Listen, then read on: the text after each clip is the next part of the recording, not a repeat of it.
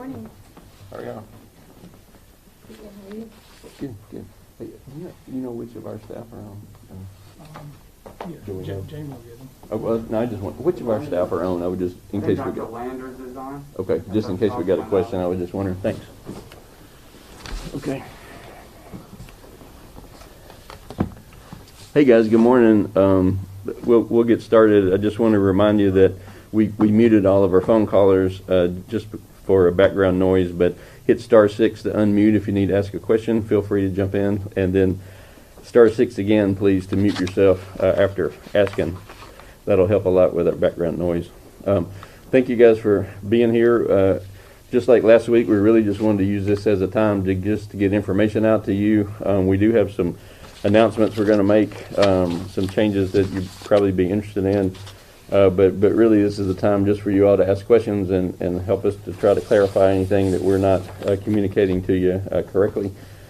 I think the first thing that people would be interested in knowing is that we are announcing today, and we'll send out a press release later, that Alabama is going to expand its eligibility group. We're going to continue with our Phase 1A population, our nursing home residents and healthcare workers. We're going to continue with the other groups that we're doing as well, but we're going to include all of the 1B population.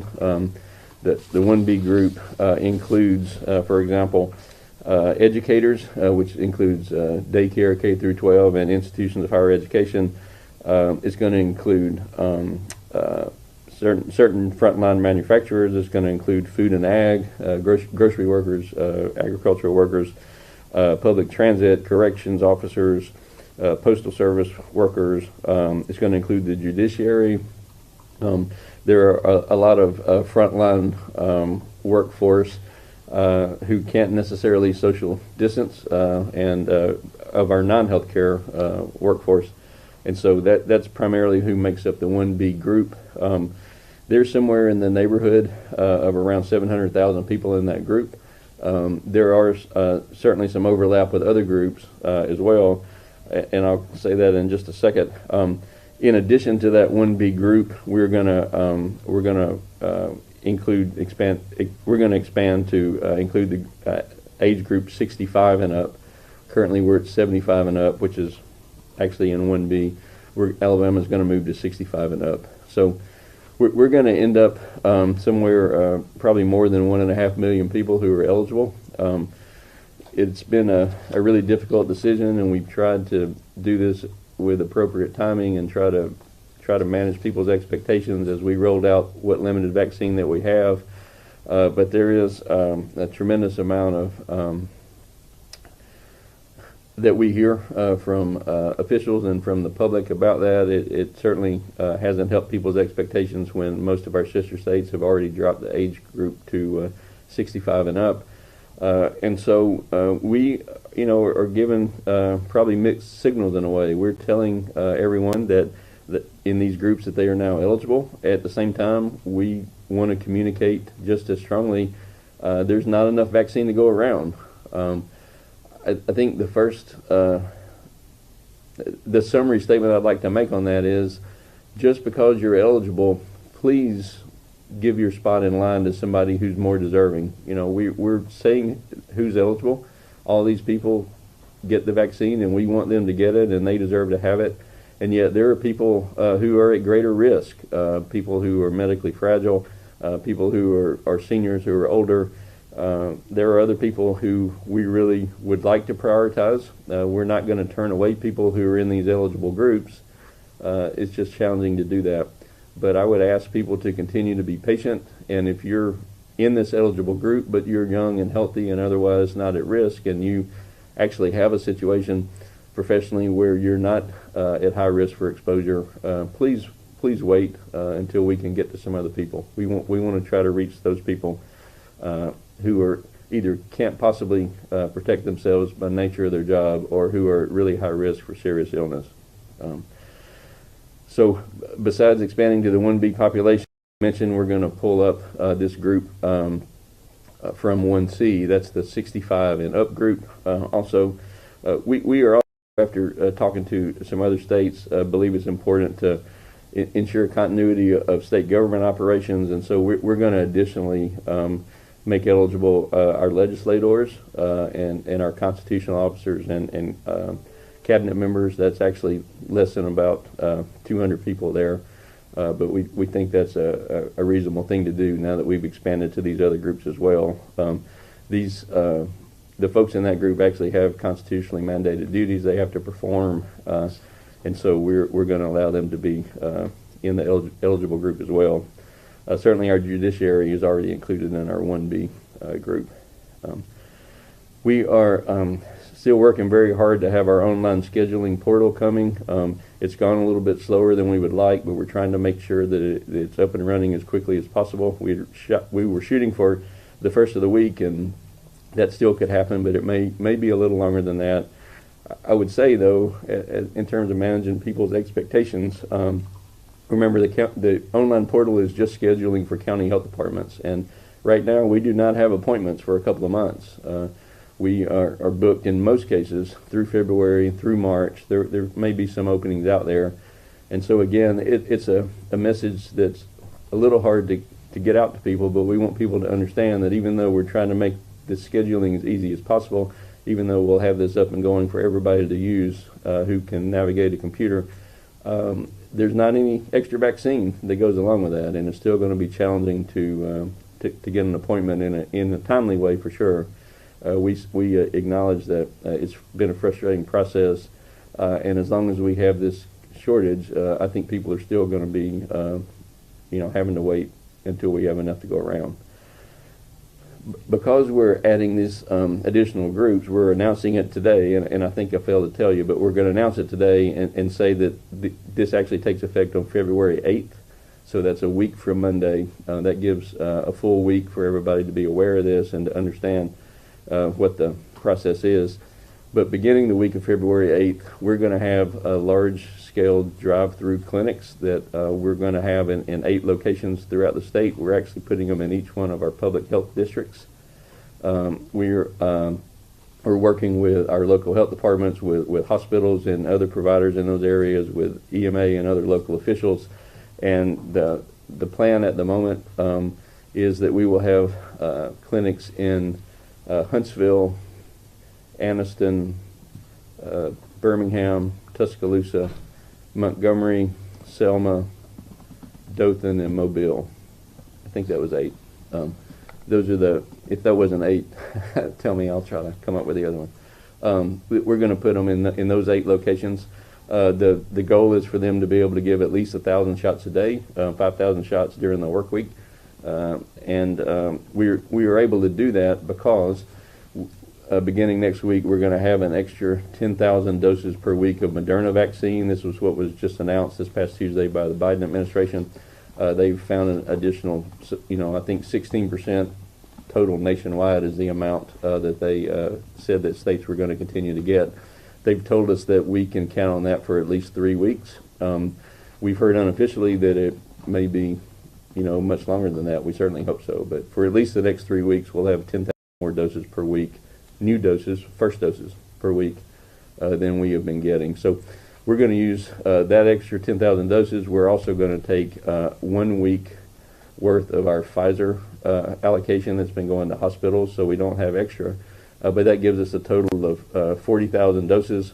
We're going to divide among these 8 places. That's 5,000 shots per location, 1,000 shots per day. And that's how we're going to get that out. We would love to be able to sustain those even further. But we just don't have supply to do that right now. There is a clinic, a large drive-through clinic scheduled here in Montgomery tomorrow, as you know, at Montgomery Mall, right? Montgomery Mall. That'll be in, and then we will again be in those 8 locations starting February 8th, which is the first day that this expanded eligibility group will be able to access the vaccine. I'll say one more time, and I sound like a broken record, but we need people to understand there's not enough to go around. So we're telling people that they're eligible. We want them to get it. They deserve it. We'll get it as soon as possible, but there's going to be shortages, and people are just not going to find it when they try to obtain it. And that's real unfortunate and makes people upset, makes us upset too. But we're going to do our best to get it out as quickly as we can. Just as an update on a few other things, as of last night, we've given 323,875 doses, 323,875 that have been administered. That's out of, let's see, that's out of a total that's been delivered to Alabama of 772,275. That's 772,275. So that's about 42% of what we've have received has gotten into someone's arm. Most all of the rest of it has someone else's name on it. It has someone's name on it. It's a second dose, or in some cases, it's an appointment for somebody who's waiting for their first dose.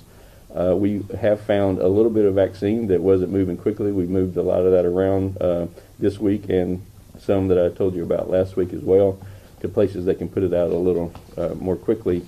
But by and large, most of the rest of our vaccine is already assigned to a patient, which is a good thing, but it looks concerning to people when they see those doses that haven't been given yet.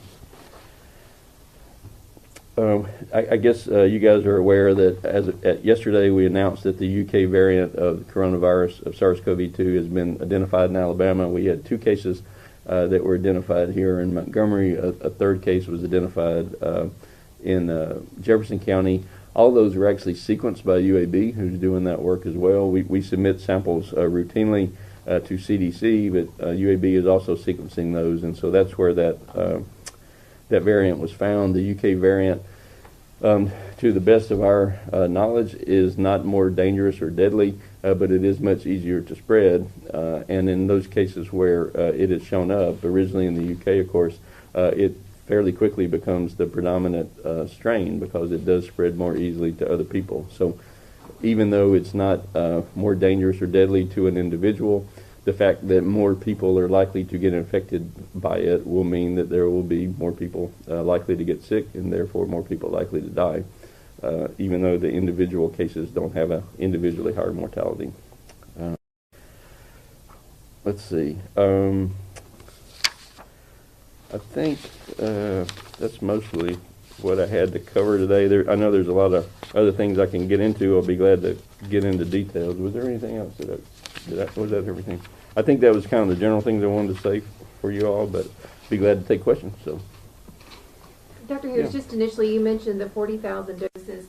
Are you all going to attempt to start funneling these through in a big way instead of sending them to all the small providers, or is that kind of going to be the goal going forward? Yeah, so I think we'd like to do both, if we have enough to go around. Where our vaccines have been going is determined by the micro-planning we do based on the populations we're trying to reach. And so we've been concentrating on healthcare workers, concentrating on nursing home residents, which is the long-term care pharmacy plan. And then we went to the 75 and up and first responders. And so that determines where those vaccines go. And so in a lot of cases, there's not a feasible way to do a large-scale clinic, and we want to have regular providers involved. The goal really ultimately someday is for people to go get a shot wherever they get their health care. And, you just go to your doctor and go to your clinic.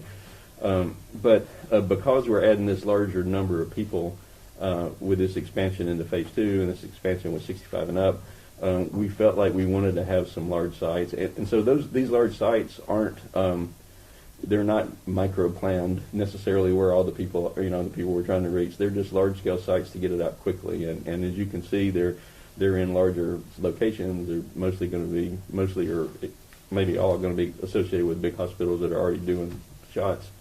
And so eventually we want to have both. That's what we want to have.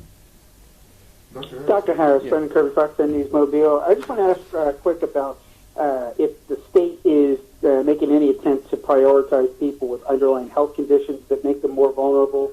Say a 50 with some of these comorbidities being much greater risk than a healthy 50-year-old. Is there any formal? I know you said you want people to wait and let people who need it more go, but is there any formalized way to move them up? Yeah, so we've had a lot of discussions about that. I mean, obviously, we want those people to be vaccinated as quickly as possible. They are also a priority. They deserve to have it. The issue really has to do with numbers. Alabama is not a healthy state, even at baseline, pre-COVID. And when you look at the population of people that have those underlying health problems that put them at risk for serious complications, you're really talking about more than a third of our state, and really in some parts of our state it can be over 40% of the population in certain areas of our state. So the answer is yes, we absolutely want to do that. It's just that adding that group, which right now is contained in the 1C priority group, adding that group would mean more than 3 million people, probably approaching 3.5 million people, would all be in the eligible group, and I just don't see a way for that to work right now. But even within the groups, like the groups are going to be eligible, going forward February 8th. Within that group, is there a way that the state can, kind of sub-prioritize within that? Oh no, I'm sorry if I misunderstood your question. That's a great point. And that's what I was trying to speak to earlier. We absolutely want people who are most at risk to be the ones who get this, even within the eligible group. I think there are clearly people within the eligible group who are eligible because of their job title, but they're probably not really that much at risk, either for serious illness or even in some cases maybe not even that much risk for exposure. We want those people to wait. Practically speaking, it's really hard to police that. It's hard for a clinic site somewhere to turn away somebody who's absolutely eligible because they think there may be somebody else coming in later who's going to be a higher priority. It's a difficult thing to manage. But we are appealing to people out there. Just because you're eligible, please don't think that means that you need to get to the front of the line in front of people who have more risk than you do. Dr. Harris, Quad City State. Go ahead. Steve Wiggins, Quad Cities Daily. I was noticing that when you were listing the drive-through sites, you did not mention the northwest corner of the state, the Muscle Shoals area. Was that an omission, or are we just not part of that count? Yeah, we certainly want to get there as soon as possible. The way those sites were divvied up had to do with our public health districts, and our public health map can sort of show you that we have sort of north central Alabama and northwest Alabama in the same public health district. We had a lot of ability to easily use that infrastructure in the Madison County area to get this out really quickly, and that's how that site was chosen. I certainly understand that, practically speaking, the people in northwest Alabama and the people in north central Alabama, are separate a little bit, and they don't see themselves maybe in the same part of the state. But that's how that got chosen. We certainly would like to do something there too as soon as vaccine allows. And I've got a question here in the room too, I think. Yeah, Dr. Harris, this is kind of a piggyback on the question that you got earlier. Are there any known issues with pre-existing conditions that could cause adverse effects to the vaccine? And how does the virus affect the person that may be already positive with coronavirus and then they get a vaccine while they're still positive? Sure. So there are some, there are certainly some medical contraindications to the vaccine. The most obvious one is somebody that has an allergy to a component that's known to be in the vaccine. Some of the adjuvant or preservative, like polyethylene glycol, for example, some people can't tolerate that chemical. So there are some people who shouldn't get it for those reasons. People who have a history of anaphylaxis also need to have a conversation with their physician before they decide to take the vaccine. It's not an absolute contraindication. Most people who have had anaphylaxis can probably receive it safely, but that's an individual medical decision that person needs to make with their healthcare provider. If you're someone who carries an EpiPen, talk to your medical provider before you get your shot. It's not something you should do without talking to your medical provider. There are some concerns about people that are on certain types of immunosuppressive therapy, and the concern mostly has to do with blunting the ability of the vaccine to work, preventing you from making antibodies, so that it's probably not harmful, but it may not be effective. And so, again, those are individual, clinical decisions that people need to have with their physician. And I'm sorry, what was the second part of the question? Someone that's positive Oh, yeah. So we actually do know of some cases where someone has gotten vaccinated and has turned out to be, ill with COVID-19, shortly thereafter. They were, probably incubating at the time they got vaccinated. That doesn't seem to be a problem. It doesn't mean that you can't get your second shot either. Just like with any kind of vaccine, no matter what vaccine you're talking about, if you're, don't have fever and you're feeling well, you can probably receive your vaccine, and that would be true. If you get a shot today and you get sick next week and 10 days later you're well, you certainly can maintain your schedule and get your vaccine as you should at whatever interval, 3 weeks or 4 weeks. So. Following up on that, Dr. Harris.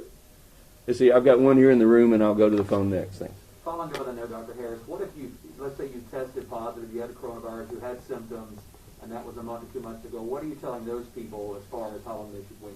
Yeah, so being previously infected with SARS-CoV-2 is not a reason to not get the vaccine. Okay, if you've had the infection before, you absolutely can still receive the vaccine if you're otherwise a candidate to receive it. We know that when people do get infected, they tend to have some antibodies on board for about 90 days or so at least, or practically speaking, they don't tend to catch it twice within about 90 days. People can catch it more than once for sure, but it does seem to take a little while. So you have some kind of limited natural immunity. So just because we have a shortage of vaccine, we have said to people, if you've been infected in the last 90 days, please don't run to get to the front of the line because you're probably okay right now. You're protected.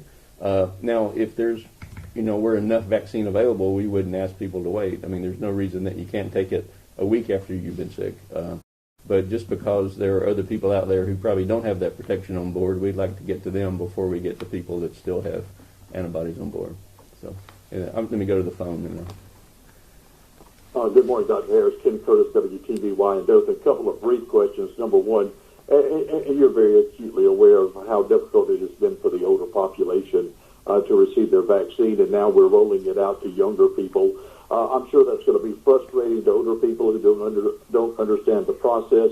What do you say to them? And the second part of my question is, locally in this area, in the Wiregrass area, we have had testing clinics canceled by public health down here, citing an inadequate number of employees to hold those clinics or testing sites.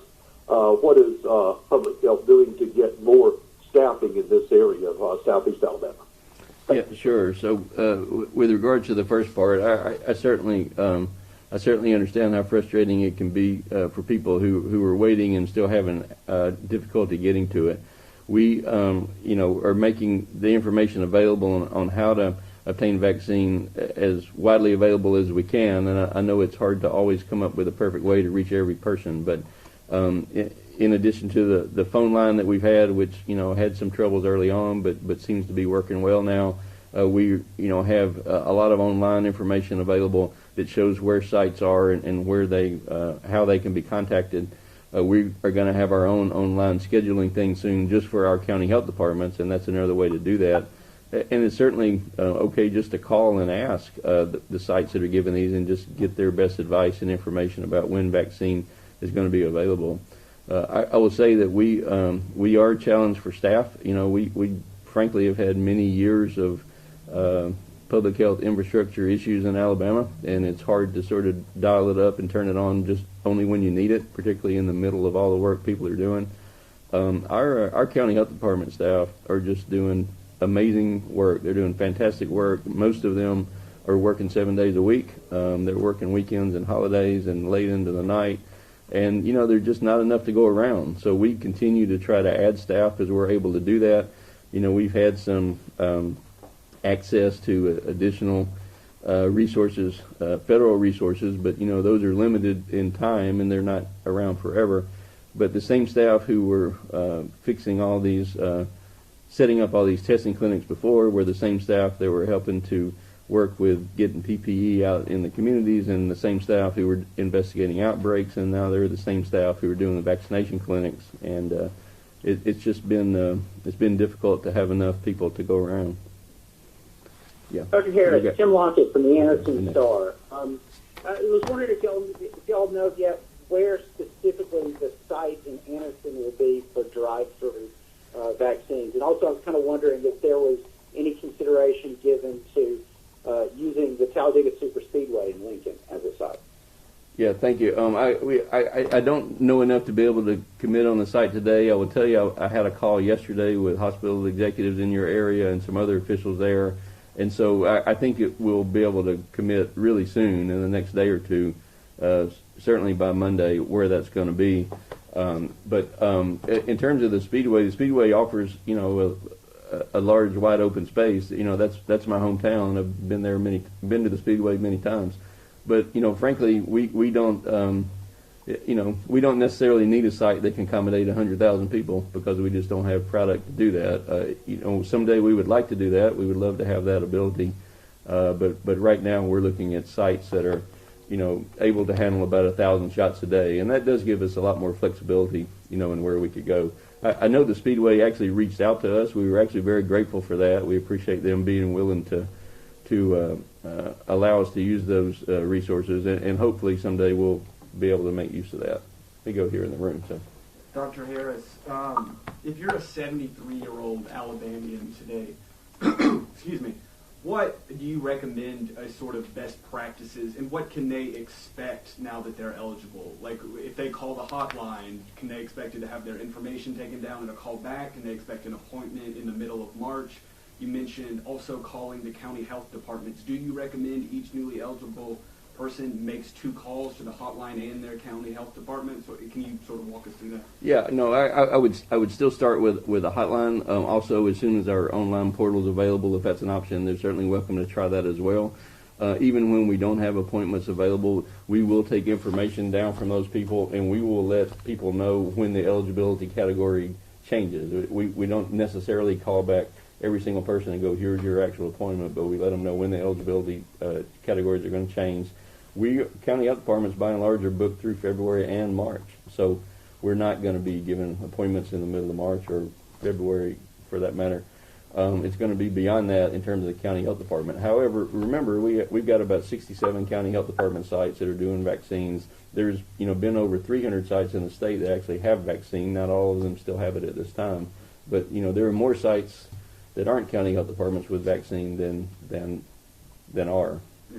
So, just to clarify that, you're saying that the appointments in most of the county places are booked through the end of March, yes, not up until the start of March. That's correct. That's correct.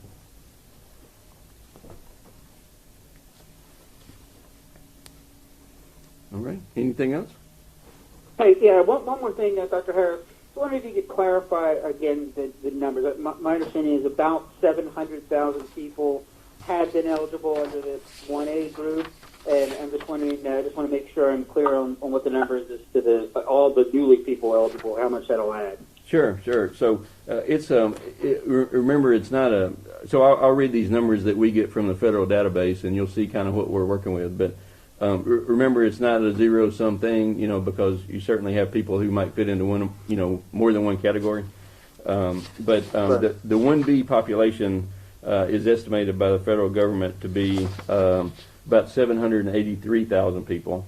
Okay, but remember, we've already been doing the people who the first responder group, that we started already. That was around 41,000 people. So that group has already been in the group we've been doing already.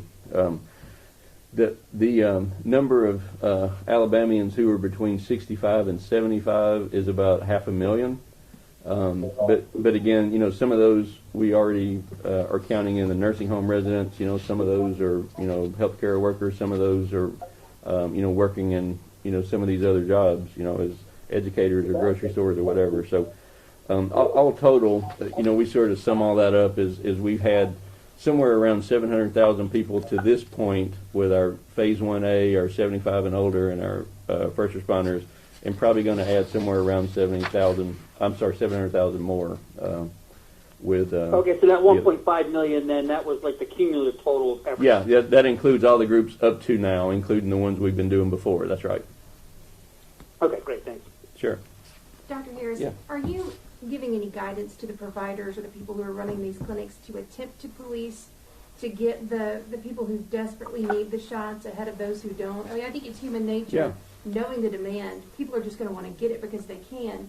So are you putting the onus on the people who are giving the shots to do that? Yes, we are, and we have conversations like that all the time. We get complaints, from the public going, I know this person got in line in front of me and they shouldn't have. It's difficult in that if somebody's absolutely not eligible, then we don't want that person to take a shot from somebody. There's always some exceptions where it's the end of the day and you've got open vials of vaccine and it's thawed out and you don't want it to go to waste. I don't know if you guys saw the story in Idaho yesterday where they're going down the highway just injecting people because they got snowed in or whatever. So there's exceptions where people who just aren't eligible are getting it, and we're okay with that. But among the groups who are eligible, it's tough to do that. We're telling them to try to prioritize people by risk. Older people are probably more at risk than younger people in any profession, probably, or generally. People with chronic health problems in any profession are going to be more at risk otherwise. But the ability to actually do that one at a time when somebody comes in is a real challenge. If you're giving shots and the person comes in and they're eligible, but they're young and healthy, it's hard to send them out. I mean, it's hard to send them out. Sure, and if you said this and I missed it, I apologize. Will those drive-through sites be by appointment only, or will it just be? No, they're not going to be by appointment. They're just going to be open to the public. Yeah, we're trying to get. We've got this 40,000 doses that we've kind of scrounged together, and we're just trying to get them out as quickly as we possibly can. Dr. Harris, we're hearing that Auburn University has begun vaccinating students and faculty. Can you speak to that? Have you heard anything? We have heard that, and we've had a number of conversations with them. I think, to be fair to them, I think when they say students, what they were talking about are people that would otherwise be eligible because of health issues. So I think they were looking at the 1C population. We're not actually in 1C, and so we've had conversations with them about how to prioritize that. I think some of that has been they've had available vaccine and they felt like they'd made sufficient outreach and just didn't have people who were demanding it, and we're not trying to discourage that. It's a kind of tug of war there. But I don't think they're just generally vaccinating students at all. I think they were trying to prioritize people who had health issues. Or university educators included in this 1B group? Yes. Dr. Harris, Alec Collins, Fox 6. Yeah. Do you have concerns opening up to 700,000 people, overwhelming health departments with people trying to get in? And if there's no appointment for the mass sites, mass turnout, chaos there. Do you have concerns for those two things? Yeah, I mean, I think, Alan, that we naturally do. That's why we're trying to communicate that exactly who's eligible and the fact that there's not enough to go around.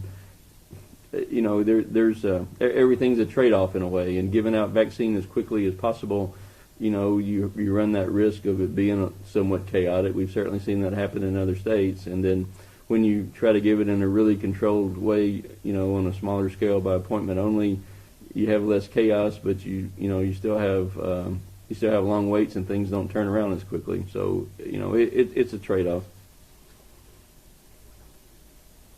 Can you speak to how much vaccine you all have had to move around because people were not putting it out as quickly and where it was and where it went? Yeah, I don't know. Do you know a number? We've had over about 4,000 around. About 4,000 doses. So not a lot. Honestly. Were they like doctor's offices or were they hospitals? Where typically were they? Yeah, I think we had some of both. We had. I know for a fact there was one hospital that just said, we're I guess for whatever reason, staffing or whatever, they just weren't going to be in that business right now. And so that was fine. And then some have been doctor's offices who just didn't have the demand they thought they would have. So. And also county health departments. Yeah. Oh, yeah. In our county health departments as well. Sure. Right. Some of it's tough because we have vaccine in every county health department. We're the only. There's not a county health department in Coosa, although we're doing vaccine clinics there. So we're giving shots in every county, and we're never going to stop doing that. But at the same time, some counties are just very small. There are not a lot of people, and you just don't need a lot of vaccine there. I just have one last question. Yeah, sure. Could you speak to the developments we learned today about Johnson & Johnson? Are you disappointed in the efficacy, and are you concerned about what it could mean for the new strains?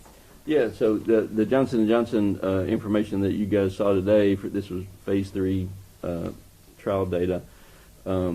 said that it had around a 67 or 68% efficacy, I think, overall. Probably not effective against, certainly not the South African variant. I didn't hear specifically about the UK variant. It's a one-shot regimen, and so that has a lot of advantages. I mean, and certainly even 67% effectiveness is a lot more effective than the flu shot on average, probably twice as good as we see in a lot of years. There are other vaccines that we all get as kids that are probably in that range as well. So it's certainly not a failure by any means. It's not, quite as successful as the Moderna and Pfizer product, but one dose and with the refrigeration requirements being a lot less stringent than with even both of the other two, it has a lot of advantages. So you do see this being a potential option for Alabama to expand? Oh, absolutely. Okay. Oh, sure. We're gonna hopefully have it. I'd love to say we'd have it in the next month, and we're gonna deploy it as fast as we can. Okay. Yeah. One more. There's been reports of deaths from people that received the COVID vaccine. Has there been and there are side effects, so has there been a direct link to the COVID vaccine causing a death? Yeah, no, there is not. Although there have been people who've definitely had anaphylaxis or allergic reactions from the vaccine that are, or that are serious illnesses, but not, on a percentage basis more than you would expect. I think there's always, there's always coincidence that really looms large in people's mind when they hear about someone like Hank Aaron, who got a vaccine and then passed away soon afterwards. The truth is we're vaccinating millions of people a day, around the world, and, things happen. We also have millions of people a day in the world who pass away, unfortunately, and sometimes you're just going to have that coincidence of events. So there's no connection between the vaccine and people dying. There's certainly not that I've heard of. Dr. Harris, this is Mary Scott Hodgen with WBHM. I noticed that correction officers are included in this list, and I know you've been asked, or you were asked yesterday about folks who are incarcerated, like inmates. Are they included in these phases at all that are now eligible? Yeah, we have not vaccinated prisoners to this point. They do have their own medical providers. Strictly speaking, congregate populations are included there, but I'm not sure, to be honest, what the Department of Corrections plan is on that. But people who live in congregate settings are included. So does that mean that you all will offer them vaccine and it's up to them, or are they sort of supposed to find vaccine through other means, their medical provider? Yeah, I mean, ultimately, the health department has not offered vaccine to them directly, but we have had conversations with them and worked with them. For their eligible population, they would be like anyone else. They have a medical provider who, if they are seeking vaccine, that will put them in the list with everyone else who's seeking vaccine. The real problem right now is just scarcity. As I think I mentioned, we have almost 900 providers out there who are seeking vaccine. Last week, a little more than 100 of them were able to receive any product. So certainly for their eligible population, we would certainly include them on the list of people who are eligible to receive it. Okay, does that mean that they have registered with the imprint system, or that still needs to happen for them to register to be eligible to ask for it? I believe they are registered, yes, but yeah, someone in the room is nodding, so yes, I believe they are registered, yes. Okay. Hey Doc, it's Mark Glover, WVRC. Hey, I Mark. hope you're doing well. To follow up on the Johnson & Johnson question earlier, with that sort of information out there, do you get concerned at all that people will start brand shopping vaccines in that, I want the Moderna because it's 90-some% effective and the Johnson & Johnson is 70-some. Is that, in terms of messaging and wanting to get vaccines in arms as quickly as you can, how much of a factor is that? How concerned about that are you? Yeah, Mark, I'm sure that's going to happen because people are people, and we want what we think's the best thing for ourselves. But I really pray people don't do that. That's a really short-sighted strategy. What we need is as much protection and as many people as quickly as possible. And if we get 68% protection in a large group of people in our state, that's a win hands down. There's no debate about that. Having to go through the logistics of giving people a second shot with a supply that's just trickling in a little bit at a time, and it's going to take so much longer, that's going to cause people to get sick and worse. So we really hope people will understand that if these vaccines are available and you can get them, that's the brand you need to take, whichever brand it is.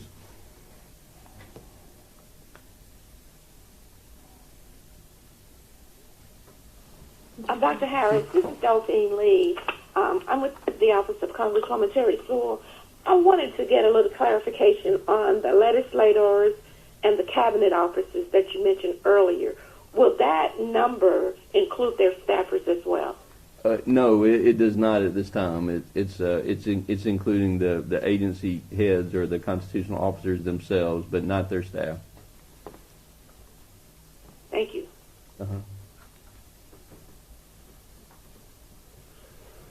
Okay. Anybody else? Hey, Doc, one other, if I may, a follow-up on your mixed signals comment from your introductory remarks. How frustrating is that in that you feel pressure, the state feels pressure to open up the gates a little wider, but you've got so little vaccine coming in, and I mean, doesn't that prescription ultimately have the opportunity to inflame the frustration more? And really, do you have a choice when it comes to those factors? Well, again, Alan, like I said, I think it's just, I think it's another example of a trade-off. We've had a lot of them we've talked about today. Telling, hundreds of thousands of Alabamians that they can't receive they're not eligible for the vaccine when all of their neighbor states are giving it to those populations is, not a situation that we can sustain forever. And yet at the same time, the math tells us there's not enough to go around. So I don't think there's a position that everybody's going to love, but we're just trying to make the best decisions we can and based on the vaccine supply we have.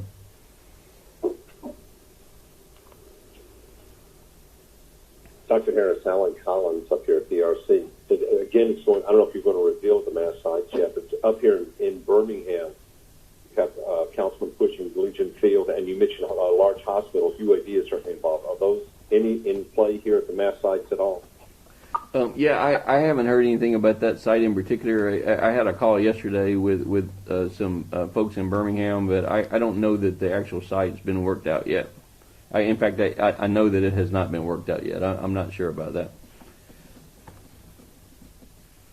Do you anticipate the consistent allocation to change? I know we've got this surplus, but are you hearing anything else? Yeah, so that's a good question. So the Biden administration announced Tuesday that there's a 16% increase nationwide. Was that overall both products, or was that was all Moderna? It was all Moderna. In our case, we know the only increase we're getting is Moderna. It's about 10,000. And so they also said that day that we're going to make sure states get at least a 3-week, notice, heads up on what your weekly allocations are going to be. So they said Tuesday, you're getting 10,000 more doses per week, and we can guarantee that for 3 weeks. So we've asked some questions about, is it only 3 weeks? And what we've got back is they expect that will continue, but they just haven't confirmed that. I mean, they're only telling us 3 weeks at a time. But if it stops, in theory, I think we'll get 3 weeks notice. I mean, that's what it sounds like to me. So that's the new allocation number. Yes. It's not on top of what you were already getting. Yeah, it's 10,000 new first doses a week in addition to the normal 50 to 60,000 we were getting. Which the 50 to 60,000 is Pfizer and Moderna, but Sure. Thank you. yeah, but the 10,000 are only Moderna extra. Yeah. Thank you. Okay. All right, everybody. I any last thing I need to jump off here, but anything else before we wrap up? Thank you. Okay. Well, thank you guys for coming. Appreciate it.